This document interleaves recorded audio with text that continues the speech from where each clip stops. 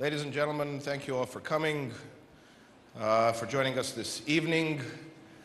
I'd also like to thank the organizers for including this critically important topic on the agenda of the Belgrade Security Forum. We have three distinguished panelists this evening. You have their detailed biographies in your packet. So I'm going to give you a one-sentence summary of the bios of each of our distinguished panelists. To my far left is Cameron Munter, President and CEO of East-West Institute and a former US ambassador to Pakistan and Serbia. Zhang Ji is Research Fellow and Vice Director General of the Department of Foreign Economic Relations of the Development Research Center of the State Council of China, the Middle Kingdom's most serious think tank. And Jasna Plevnik is Vice President of Croatia's Geoeconomic Forum, a longtime advisor to Stjepan Mesic, a former president of Croatia, and the author of numerous books on China and Europe. Thank you all for joining us this evening. My name is Damjan Krnjevic. I'm a senior fellow at the Center for International Relations and Sustainable Development and the editor of the magazine that we put out that's called Horizons. Since its inception, CIRSD has focused on the New Silk Road. Why? Because we believe that the strategic ambition and scope of the Belt and Road Initiative, if successful, could fundamentally transform the economies of globalization in the 21st century. It could also play an important role in reinvigorating the economies of Southeastern Europe. It's been an extraordinary honor to work with the DRC, with the Development Research Center, which is led by Li Wei, who is a board member of CIRSD, in organizing three very important Silk Road fora. The first took place in Istanbul in 2014, the second in Madrid in 2015, and just a few months ago we held one in Warsaw that was opened by the two presidents of Poland and China. We've also recently published a study on the New Silk Road, focusing on the implications of the Belt and Road Initiative for Southeast Europe. This study is available outside of the room, and I invite you to take a copy of it on your way out. Its author is also present with us today, Jasna Plevnik. So, before turning to our distinguished panelists, it would be useful to frame the issue we are here to discuss in the broadest terms. I think it's one of the most important 21st century theaters of significance will be the Silk Road region. Beginning more than 2,000 years ago, this immensely diverse region was home to one of the most significant economic and cultural exchange enterprises in human history. In many ways, it was the precursor to globalization. Over time, the ancient Silk Road fell apart. And now, for the first time in centuries, a strategic vision has taken shape to establish a new contemporary 21st century Silk Road. In September 2011, then Secretary of State Hillary Clinton, together with the foreign ministers of Afghanistan and Germany, hosted a ministerial meeting in New York on the margins of the UN General Assembly with the intent of establishing a new Silk Road. She called this a long-term vision of an international economic and transit network that links Central and South Asia with Afghanistan at its heart. In September 2013, Deputy Assistant Secretary of State for South and Central Asian Affairs, Lynn Tracy, expanded that vision to include China, which she called a natural leader in trade and investment in Central Asia, a region standing at the heart of the New Silk Road vision. Around the same time, China's president, Xi Jinping, began to outline proposals for a more ambitious vision, one that would encompass China, Southeast Asia, all the way to Java in the east, move across the Central Asian steppe in the north and the Indian subcontinent in the south, all the way to Persia and Arabia, into East Africa, Southeast Europe, and the rest of the continent. That's roughly half the world's population and more than half of global GDP. A number of important developments have taken place in the interim, both in the context of the Belt and Road Initiative and beyond. Things have gotten more complicated on many fronts. And so with that in mind, let's turn to our panelists, starting with Ambassador Cameron Munter. One of the biggest impediments to building the new Silk Road is establishing a zone of peace and security that stretches unimpeded across this vast region. Today, significant portions of the Silk Road region rest on some of the most unstable geographies on the planet. Afghanistan and the Levant are the most obvious examples, but a number of unresolved issues in the Caucasus, the Black Sea, the Balkans, the Eastern Mediterranean are cause for concern as well. Can the Belt and Road Initiative help transform the Silk Road region into a zone of peace, less burdened by ethnic strife, religious conflict, social unrest, and political instability? Gentlemen, thank you very much. And thanks for the opportunity to speak here. It's rare that I got a chance when I'm in Belgrade to speak of global issues of this type, so I welcome the possibility. Just a couple of points I'd like to make apropos to your comments, and to defer in the specifics to my colleagues who are actually specialists on the way the Silk Road works. I think that I was at the meeting with the Secretary Clinton and the Germans when the Americans first came up, or at least publicized this idea of the new Silk Road.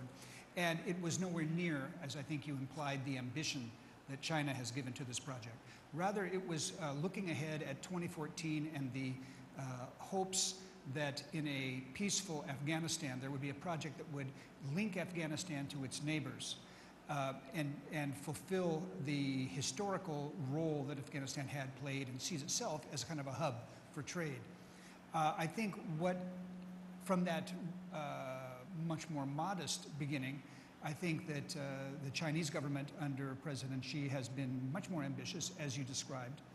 And there are, as you said, both huge opportunities and great difficulties that they face. One of the difficulties is that my understanding is that even though this was presented with great fanfare, it's such an enormous vision. There's been a real game of catch-up within China that has been very difficult for many people within China to move quickly enough to realize this vision.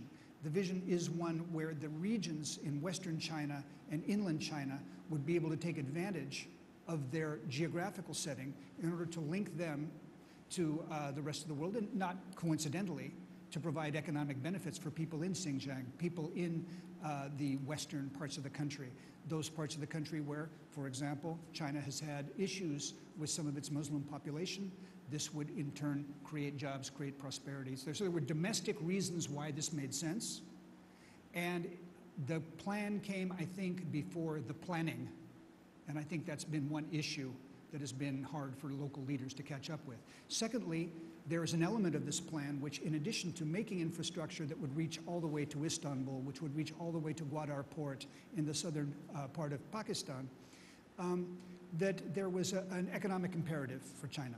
When you make too much steel, when you make too much cement, when you have a number of workers that don't have jobs, exporting that particular problem of overproduction, exporting that problem of unemployment is a very convenient way to do two things at once, to help yourself domestically and to add to the infrastructure that ties you to the West. The reason I mentioned these problems is not, and I'll be upfront about this, I'm not skeptical about the Silk Road. I think that it's the kind of idea that shows the imagination and the vision that we in America have always patted ourselves in the back about with the Marshall Plan. It's the idea that you are doing something that has a benefit that truly, if done correctly, could be a win-win situation. The devil here is in the implementation. The difficulty is going to be that by setting this up, something this large, you're going to have to go through, as Damian hinted, very unstable parts of the world. And this is not just unstable in the sense of places where there are armed conflicts and, say, ethnic strife, but countries on whom the task of being a partner could be a huge burden. Think of the metaphor of a train going across a bridge that's over a large canyon. If your bridge is swaying in the wind, if your basis is not strong, the weight of the train can make that a very scary ride. So the ambition has been put on the shoulders of countries that have weak governance, that don't have traditions of being able to fulfill some of the standards that I think a big project like this would require, where there are issues of corruption, issues of jealousy in local tribal politics, political politics. All of these things give a political dimension to this task that goes far beyond the very, very difficult task of actually doing the work, of building the infrastructure, building the pipelines, building the highways, building the railroads. So I think its ambition is not just a question of its size, but of the actual tasks at hand that make it very, very difficult. And I think make those people who, China would like other people to be part of this. They would like to make it a group endeavor. I think the hesitation that some other international players have had is that they've looked at the enormity of this task and they've seen, whoa, this is going to be difficult.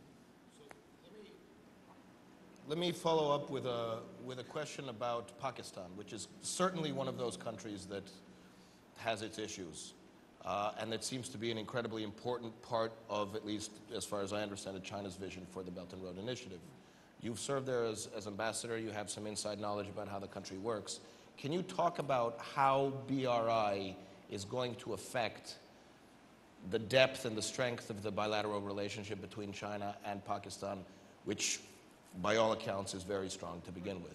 It's a perfect illustration of many of the points that I've tried to make, which is you have in Pakistan, not to be too didactic about this, but you have a government that has a history of weakness. You have a strong civil society, you have a very talented economy that fits and starts, but I mean there's a huge potential in Pakistan. But the fact is that it does not have a good tradition of governance. It doesn't have a good tradition of trust between the people in the government and the people of the country. It has ethnic and geographical factionalism. And so this is the stew in which you're going to put these ingredients. So take the example of the $46 billion. That's more than we have at East West Institute. $46 billion, this is an enormous amount of money. What is the absorptive capacity of Pakistan to absorb $46 billion? Do you think that there might be competition, and maybe cutthroat competition, for the kinds of contracts that come? Do you think that there might be, in a country that is not always known for its clean tenders, some corruption? Do you think there might be efforts to try to focus? Where will the pipeline go? Will it go through my state, Punjab? Will it go through someone else's state, Khyber Pakhtunkhwa? What happens in Khyber Pakhtunkhwa? You have the tribal areas. This is a dangerous part of town. Do you want to connect it to the port that the Chinese have put so much work into, Gwadar Port on the Arabian Sea? That which would make China link to the traditional markets of the Persian Gulf? You'd have to go through Balochistan. And if you know Balochistan, you know this is not a happy part of the world. And I can tell you a story that my Chinese counterpart told me when I was in Islamabad. He said, we really have some doubts about you pulling out of Afghanistan. And I said, why is that? He says, well, who else is going to protect our investments, right? I say that he was joking halfway, but not joking halfway. You not only have to know how to build railroads, you have to know how to protect railroad workers. And you have to make deals with the Pakistani army. The things I'm throwing out here are the kinds of challenges that the people doing this will run into. And it will take a lot of effort and a lot of patience for this to succeed. The best case scenario is it brings the kind of prosperity and it brings the kind of development that will be good both for Pakistan and for China and perhaps for the world economy. The negative side, if you're not careful, is it will accentuate and make worse the same problems of governance that exist already. Because when you throw a lot of money at a big problem, and believe me, as ambassador to Pakistan, I threw a lot of money at a lot of big problems. You sometimes, if you don't do it right, you can make the problem worse. And this is, the East-West Institute works closely with our Chinese friends, and we've told them that, we hope as friendly criticism. Be careful that you don't make the sociological problems worse than they were already. Thank you. We'll come back to this, but let's go to our next panelist. Zhang, a lot of people in the West view the Belt and Road Initiative with suspicion. This is, after all, the first non-Western grand initiative to be put forward in quite a long time. So, can you talk a little bit about China's motivation? What is Beijing's core objective in putting forward the Belt and Road Initiative? Yeah, thank you. Thank you for inviting me to be here. Actually, for the whole day, I feel kind of strange to be here because I'm the only probably the Chinese or the Asian face here in this forum. But still, I'm honored to be invited for this panel to explain a little bit about Chinese thinking about the initiative. Actually, it has been already 3 years after the Chinese President Xi put forward actually the BRI, but in the past 3 years I have been always asked about the questions, including the one you have mentioned. What is the core objective of China? And the second is about how China to achieve the win-win result. And the third one is whether the BRI is working, or it's just kind of concept and kind of speculative bubble, things like that. So I would like to try to answer your questions. The first question about the Chinese thinking behind this initiative. Actually, we need to look at from the global perspective that for the whole world, the economy is in the deep adjustment. And also everyone, I think, noticed about the rising emerging economies. And some experts say that's perhaps the most consequential phenomenon in the 21st century. And also the Silk Road region is kind of the highlight for economic growth in the past decade in terms of GDP or trade or cross-border investment. And also, it is also true, as our ambassador just mentioned, about the domestic consideration, that is China wants to adopt kind of two-way opening up, trying to explore new economic momentum, and also to narrow the enlarging regional development gap between the coastal area and the inland and western area. So against the backdrop of the global economic downturn, I think the core objective for China is to create and share the development opportunities and to bring about the vitalities for the regional and global prosperity. And China as an emerging power, we don't consider us as a power, but as an emerging economy, we try to provide kind of public goods that's to provide a new development framework and mutually beneficial cooperation pattern for the world. I will probably explain that later by talking about how to achieve the key to achieve win-win result as China considered. Actually, we think we should jointly build the Silk Road through consultation and trying to find converging interest among not the members, but the countries along the Silk Road. And China put forward the 5 connectivities. I think that's the main contents of that of the projects, and all of them are of great, of essential importance to the achievements. The policy, coordination, infrastructure connectivity, trade and investment cooperation, cultural connectivity, and financial cooperation. Here, I would like to emphasize the prominent features of this initiative. I think there are 4, I would like to say. The first is to China advocate kind of open and inclusive cooperation. Open in terms of cooperation areas and modes, and also participants. We welcome all countries interested in this initiative. And inclusive means, as Chinese President Xi mentioned, it's not a solo by China. We try to share opportunities with others. And so the key here is to coordinate development plans and strategies with other countries, and also with existing regional mechanisms. This is one feature. And the second one is about the cooperation mechanism. Somebody doubt about China would like to just establish bilateral ones with other countries along the road. Actually, we prefer to establish the regional platform. You just gave us a very good example, like the think tank cooperation platform or the think tank network along the countries, among the countries along the region. And also there are many international organizations involved in this one. This is one example of this kind of mechanism.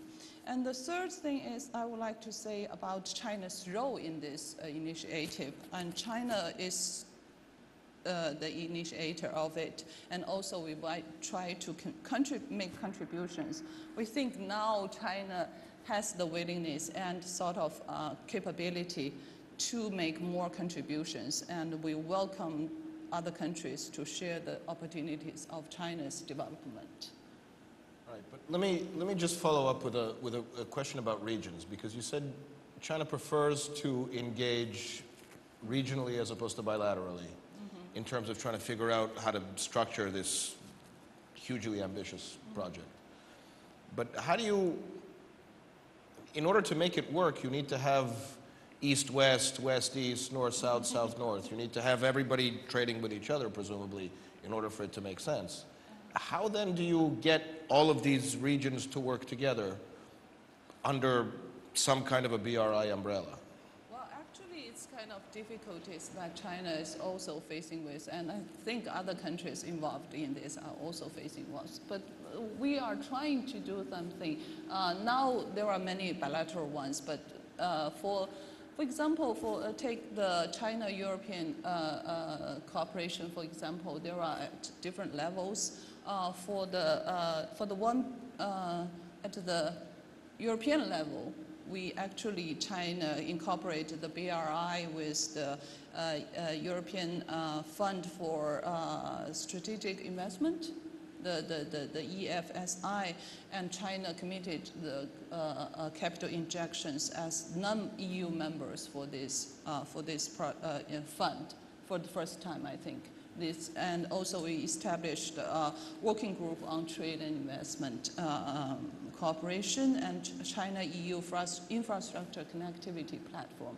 And with specific countries, we have established or sub-regional cooperation with the Central East European countries. We call it 16+1.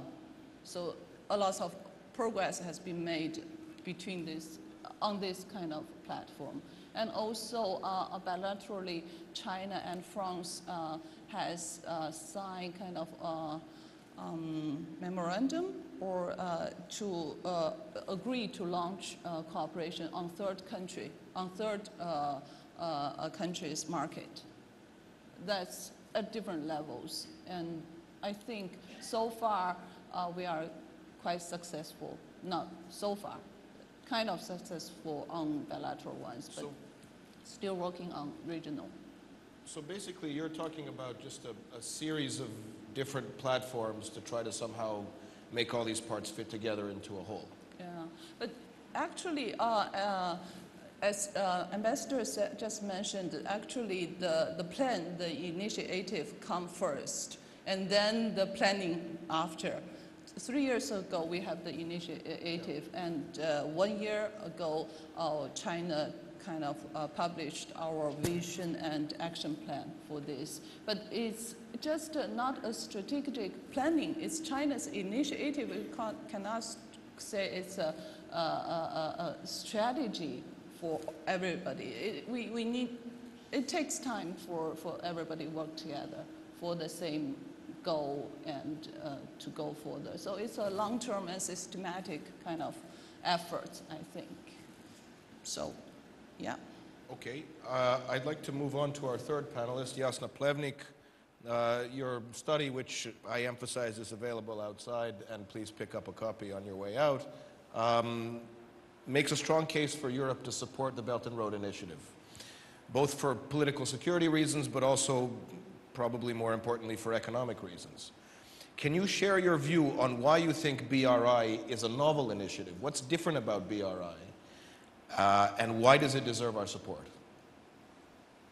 First, I would like to thank you, Damian, for the invitation and, of course, for support you have given me for making this policy paper. Without your very invaluable remarks, this policy paper wouldn't look like it is. I think you support me to make this policy paper more balanced. And thank you once again. So now to the question. Yes, okay. I think that New Silk Road is a grand project so magnificent that sometimes it seems to me that one world will not be sufficient for China development goals. There are people who feel that this project will fully fulfill all empty spaces of the world with new bridges, ports, and high-speed railways. In my opinion, this project is very positive. It has a strong financial background, not a geopolitical one, and it's focused to bring in the world more peace through economic development and connectivity. I understand this project as a way forward and the way that Europe needs to travel. It offers many opportunities, but they will not last forever and should not be permanent. China has already brought many positive things in global system. In global crisis 2008, China's growth was driving force for the global recovery. China's government spent trillions on stimulating the economy. It has shown that China already is a responsible global power. China also has significant support of the European Union to transform global economic order. Half of the EU members are founders of the AIIB. I think a multipolar world is important aspiration for Europe and China, and the both have an interest to improve multilateral system and to make global governments to function better. What I would like to stress is the Silk Road has capacity to improve international relations through upgrading current issues of economic interdependence between China, Asia, and Europe and Africa. After 25 years of building economic interdependent world, this aspiration could look simply, but it is not. The ongoing America's presidential campaign and the Brexit have highlighted a weakening consensus about the benefits of cross-border integration and free trade. These trends could move the world closer to a state of division, locking, and exclusiveness. And in this context, I see the Belt and Road as a very important project. Because this project is set to stop that kind of process. China wants the world to stay globally connected and independent. And in this direction, China uses the G20 to fight anti-globalism tendencies. Hold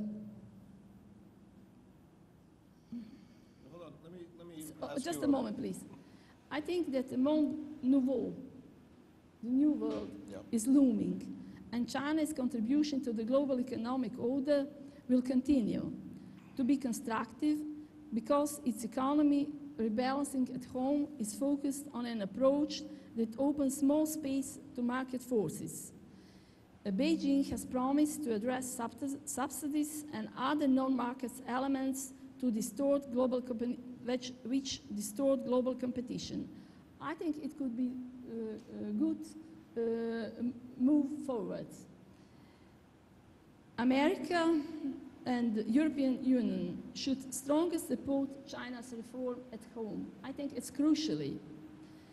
In an environmental hostile environment, to free trade and economic integration could make China harder to rebalance its economy. In my opinion, China needs much more solidarity from the West instead of constant claims on possible China's economic disaster. In the global interest is that this never happens. Okay, let me ask you a follow-up question. I want to ask the question by telling an anecdote. At some point or another, a European country wanted to assist Serbia in building or rebuilding a piece of infrastructure. And as negotiations were taking place, the global economic crisis hit and the money wasn't available. But we had the plans, and a Chinese company came over and said, we'd be willing to finance this. Are you willing to work with us on this? And of course, Serbia said yes. And as far as I know, this is proceeding very well. The European country then came back to us and said, well, wait a second, why were you willing to do this with the Chinese when we told you that we were willing to do it with you? And the Serbian response at the time, the response of the Serbian government was, well, why should we wait 10 years until you were able to free up this capital? But the question that a lot of people are asking in the context of Southeast Europe and BRI has to do with precisely that sort of an attitude. Shouldn't we wait, or isn't it better for us to somehow get European capital or Western capital to develop, because there won't be the same kind of political strings attached? And I think some of the arguments that you've made in various papers that you've written is that there is an inherent advantage in using BRI to help the region develop, that it's not just a second best alternative. And I think it would be interesting to hear, for the audience to hear, what do you see as the particular advantage of BRI for economic growth in the context of Croatia or Serbia or Turkey or Southeast Europe? In my opinion, the most important is not about funds. The most important is that this country, our region, Slovenia, Bosnia and Herzegovina, Serbia, etc., that they include in this project on a level connectivity to connect its ports, its railway, its other infrastructure possibility to become part of this new project, which is about making new economic corridors. And this project is not about only for the region to cooperate with China. It is about opening cooperation with other Asian countries. And I think at this level, it's the most important that, for example, North Adriatic ports could be included in this project, because if you look at the data, today nearly 90% of trade commerce from Asian countries to Central East Europe is by sea and through Suez Canal, through Mediterranean. But it's about the 90%. This trade traffic is connected with the North European ports, and only 10% of this traffic trade is connected with these Adriatic ports. And I think that there is a great chance that could be changed if Slovenia and Croatia and other countries in this region could make a strategy not to compete among themselves, but to connect themselves and together discuss and seriously discuss about China and this, how to include in this project. I'd like to turn next to just a couple of follow-up questions, and we'll take questions from the audience. Zhang, the onset of the new normal in China, which is characterized by lower yet still impressive growth numbers, has raised the question of whether BRI is financially feasible. Right? You talked a little bit in your first answers about the fact that China has launched a number of new mechanisms, from the Silk Road Fund to the AIIB. Jasna also touched on this. But the question still is it going to be enough? In other words, is the answer to adapt the BRI concept to specific regional contexts? What do the regions need to do, because you talked about regions, what do regions need to do in terms of capital investment and in terms of really seeing themselves as stakeholders in a process? Or should they just let this be a Beijing-driven idea and see what happens? Answer your first part of the question about whether when China entered into new normal, still be able to kind of to achieve the ambitious goal. I think China, I will give you one example. China actually entered, say we entered into the new normal 2 years ago, and this year, and also the AIIB was formally established by the end of last year and started the operation this year. And for the past 8 or 9 months, the AIIB has already issued, I think, help loans to 4 projects. And it's for the whole year, the objective is about $500 million to $1.2 billion. So now the 4 projects already reached $509 million. So financially, China is still capable, and also we have over 3 trillion foreign exchange reserves, and that can help China to do a lot more. And also, if you notice about the recently released outlook by IMF, China is still will still achieve 6.6% economic growth, the GDP growth this year. And that's kind of higher than IMF's previous outlook. And they said that's the positive sign of China, and that's better experience, better performance than other part of the world. And this China is still just the number 2 economy in the world, but this 6.6% economic growth, I think is about the overall GDP of Saudi Arabia or Switzerland, a little bit less than that of the Turkey. So that's a lot contribution still to that China can make to world economic growth. The thing you mentioned about how to achieve let the whole region to work together for this ambitious goal, I think China is still working on with others. At the beginning, actually, we kind of encountered some difficulties with other countries. Some of the countries just when we have, how to say, high-level state visit by our leaders, and they just show us their own, how to say, development plan and say what you can do for us. So it's still not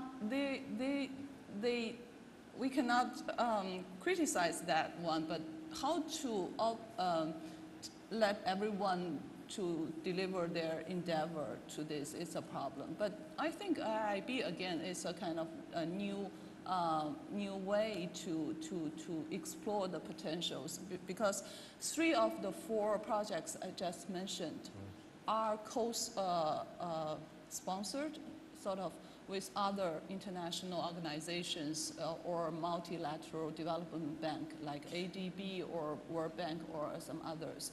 And also for the Silk Road Fund, which is China is the only one contributor to this. That's the Chinese fund, and China can choose the projects. But that fund is, China is not the only one. China would like to use it to kind of how to say, to encourage others, not commercial banks or the private investors to invest in the projects we selected.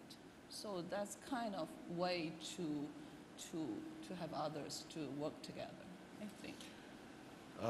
Cameron, you're nodding your head, so let's see if you can. I just wanted to add to that question that my colleague Ms. Yang mentioned, that there's a fine line between coming in with a top-down project, which I think Damian was hinting at when he said, how do you coordinate what is, after all, a unified notion of, say, linking Istanbul with Kurumshi? You know, this is something that's going to take a lot of planning that can't simply be done in increments. And yet at the same time, matching that up to the legitimate needs of a country like Kazakhstan or Turkey or Pakistan, one of the people in the route who have, the way you've described it, they have their own development plans, and they would be delighted if their Chinese friends would write them a big check and say, please, let's do this development plan, let's call it the New Silk Road, and it'll be, you know, my plan. Obviously, that's going to take negotiation. And I think that that process is a healthy one. It will slow things down, and it will also make sure that the wisdom that the central planners have will always be challenged by the wisdom of the individual participants. In other words, I think the dynamic is healthy, but I think it will mean that people who have very high expectations for this project and immediate expectations will have to adjust them. And you wisely said, this will be a very long-term process, which will not only result in pipelines and railways and highways, it will result in better understanding among the countries, or fights among the countries over resources, depending on how well it's done. One of the things that has been apparent in sort of American policymaking circles is that there seems to be almost an interest, or at least an instinct, to push back on anything that comes out of Beijing. And I wanted to ask you, as a sort of follow-up to a follow-up, not only how much pushback do you think there could be, but how much pushback and how much American focus on the Silk Road, on the Belt and Road Initiative, which after all doesn't really include the United States. How significantly could that impact on the success of the vision or the ambition of making this a reality? You touch on very important points, not only for China and the region, but for us. The question of the example of the American response to the investment bank is a cautionary tale that the American government supported the initial idea that the international finance institutions would give higher drawing rights and higher percentages to the Chinese, but our Congress did not agree to that, and that was part of the impetus for China making its own bank. You may notice that our problem between our executive and our legislative has not gone away, and I would imagine no matter who is elected next month, that problem is going to remain. So we have some internal issues which play out in the international arena, and one of those is a kind of ambiguity between the desire to continue to integrate China, to contribute to China's integration into the world economic system, which I think if we look at the last 30 years has been a great success for China, has raised millions of people out of poverty, has increased incredibly the wealth of the world, but we see the political impact of that being acted out in, for example, our own election, where many Americans will claim that the impact on the American economy hasn't always been good. So we're not of one mind about that. So when you imply pushback from the Americans, I only take issue that you're implying that there is a united attitude, a united policy of pushback. I think really what we'll be seeing is a mixed message from the Americans. That the Americans understand that Chinese success, many Americans understand that Chinese success contributes to everyone's prosperity, and in the best of all worlds, this is all of our mission. And yet, when it's confusing domestically about what that impact has, there are arguments. So I wouldn't see, in addition to those domestic problems we have, and the other problems I've mentioned about how this is carried out in different countries, I think you're going to see, frankly, and I'm not happy personally about this, I think you're going to see American hesitancy about this program. Not opposition, not great support, but hesitancy, waiting to see whether the American private sector can be convinced that there is money to be made, whether American policymakers see that this is a program that is contributing to good governance, or is it contributing to the problems that already exist. The jury is out, and I wish I could say that the Americans will choose at the end of the day to be wise and constructive, but I can't guarantee that. That said, there's the other question about what the others along the road will say and what impact that will have, not just the Chinese position, but the impact that will have on the United States. And I think there will be some very interesting discussions as these projects become real about, what does, for example, the success of the Silk Road or the project in Pakistan do to China's relations with India? What are the geopolitical impact of that?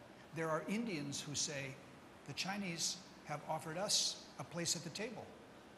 If there's one thing the Indians need, it's infrastructure linking Calcutta to Mumbai. Why not take part in this Chinese project? Well, domestically, that's very hard for the Indians. What I'm getting at is this pulls the lid off of so many questions which go far beyond the question of simply providing infrastructure. There are political questions, geopolitical questions, governance questions that we're going to be wrestling with, I think, in a way that's kind of going to be hard to see as a unifying principle for years to come. Jasna, I'd like to ask you to take the European perspective and answer the same sort of question. In other words, can you talk about EU-China relations in the context of working together on the Belt and Road Initiative? There are obviously economic considerations, but there are clearly also political considerations. What do you think ultimately is going to be the view from Brussels and from the member states, 28, 27, whatever it is, on this potentially critical question of the 21st century? In my view, China has many friends in Europe, and they are eager to develop close, strong, and mutually interdependent relationship with China. And it is very important that there is such atmosphere in Europe and in European Union. I think that Europe wants Belt and Road to work and open new opportunity for us Europeans. I think it's important to stress that European Commission support the Belt and Road. In 2015, China and the EU has started to talk on contribution to the investment plan, Europe connected with the Trade European Fund for Strategic Investment and Belt and Road. It's very important move forward. I think this is a visionary and strategic choice that fully meets the EU and China's over long-term interests. Europe is entering, I would like to remind you that the EU in June adopted elements for new e-strategy on China. And it's a very important step forward. Europe is entering in a new era of Chinese capital, and it requires of political leaders around Europe to adjust their economic policy towards China, both to benefit of this next stage of economic integration as well as to minimize potential new risk. Europe is already one of principal destinations for Chinese capital. 2 weeks ago, China General Nuclear Corporation and Electricity of France Group and the UK government signed a final agreement on Hinkley Point C project. It's a great movement forward and could help China opening to enter in UK markets. Chinese company will finance this project 1/3 of that investment. And what is also interesting, the Chinese tourists are also interested in Europe. It's funny things, but it's important for these people who are dealing with tourism that Greece has become recently very popular destination for Chinese travelers because of the Chinese romance movie Beijing Love Story. It was released in 2014, and the movie includes scenes shot in Santorini and Athens. And this is one of ways how to attract Chinese tourists to come in Europe. There is a view that China with the Belt and Road project will benefit enormously in Europe, and disproportionately. But I would like you to ask you to be very careful before reaching this kind of conclusion. European high technology could be inside new infrastructural projects of New Silk Road in Asia, Africa, and Europe, and it could be a wonderful opportunity. The most complicated jobs could get German and French companies, and that is also important to stress, that Chinese export to the European Union is in a large percentage export of Japan, South Korea, and companies from the EU operating in China. In the largest category of Chinese exports to the UE, machines and electronics, Chinese entrepreneurs have a 10% profit from these sales, and 90% belong to foreign companies in China. I think this data could be very useful when in a soft power diplomacy. And the situation is also very similar in textile industry. China's entrepreneurs gain of China's entrepreneurs for export to textile is only 5%. I think this should be taken into consideration when we're talking about China as a peril for European jobs and for European sectors.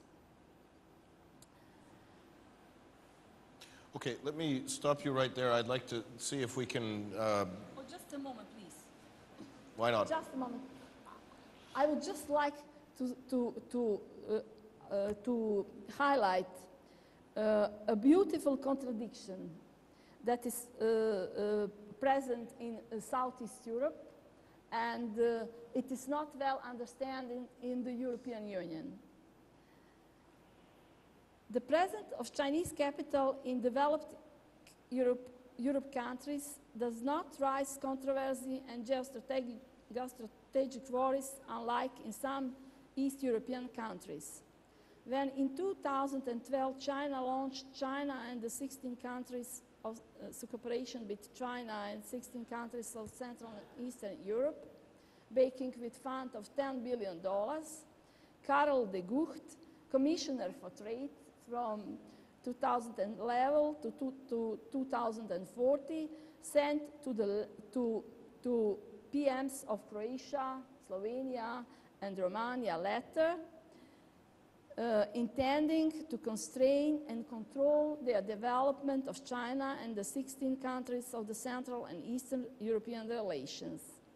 I must say that 11 countries of this framework are countries that are members of the European Union.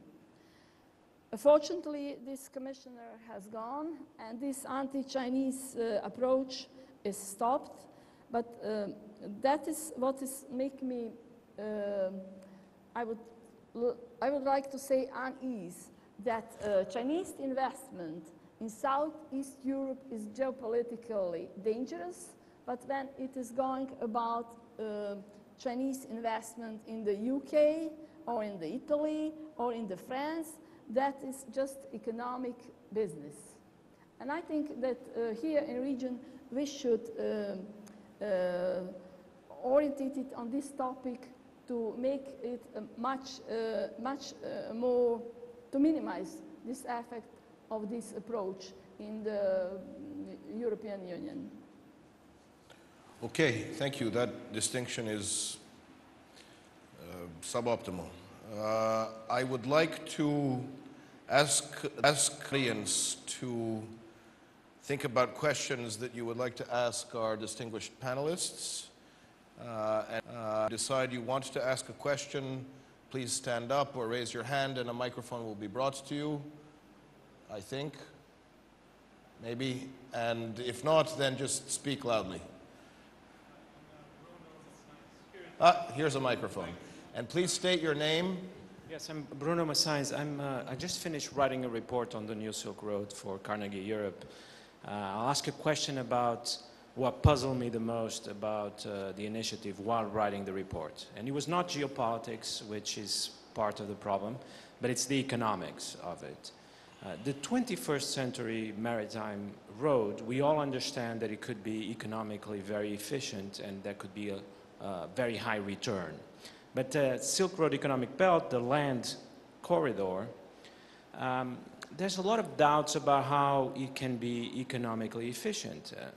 Shipping is so cheap, getting cheaper every day, in fact. This South Korean company just went down because shipping fares are just down to almost, you can ship across the globe for free, basically now. So what is the economic rationale of the Silk Road Economic Belt, the land corridor between, let's say, Urumqi or Xi'an and Istanbul or Piraeus?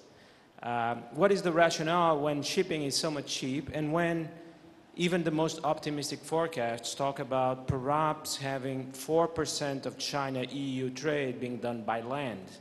Why invest so much in something that, on the face of it, seems to offer so little return? Good question. Zhang, you want to answer the question? Okay, let's take the China-European Express, the Railway Express as an example. You are correct, actually, the shipping, the sea shipping actually is much cheaper. And, but now the railway, the Railway Express organized by China, now we try to reduce the cost by almost half from Chinese part, and also 40% for the Central Asian part, and also like 30% for the European part. And so for that, and also the time is now in total is about 40% off the original price, and the time is shorter. Originally from like Chongqing, from Sichuan, that part, we have two road that it takes about 27 to 28 days to, I cannot pronounce the city in Germany, actually Duisburg. No idea, about 27 to 28 days, but now it's reduced to 14 days, and the fastest has been shortened to 12 days. So we know that originally it's about $1,500 for one, how to say, the container to ship from China to Europe, and over $10,000 to by land, by the railway. But now it's half price and shorter time compared to very long, several months of sea shipping. So we have provide new opportunities, new ways for the cargo shipping, and also, like you said, help the hinterland and the western side to join the trade with European or Central Asian countries. Yeah. So wait, let me just see if I can. What you're saying is when you optimize the cost of shipping by land by building a bunch of infrastructure, it's still going to cost more than if you ship something by sea, but it's going to take a lot less time, and therefore it makes economic sense. Yeah, right. Does that? And yeah,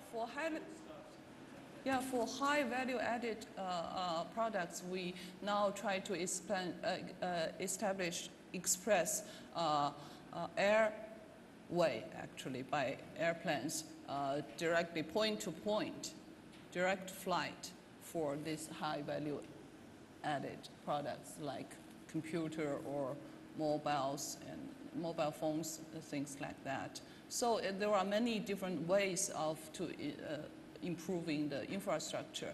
And also there is spillover effects. Actually, some Japanese experts from IDE, from the JETRO, they studied, analyzed the spillover effect of the infrastructure on in the hinterland of remote areas in countries like China or Thailand or places like that. It will have spillover effect on GDP and on social development and many that kind of things. Okay, thank you. Let's move on to next question. Gentleman in the front.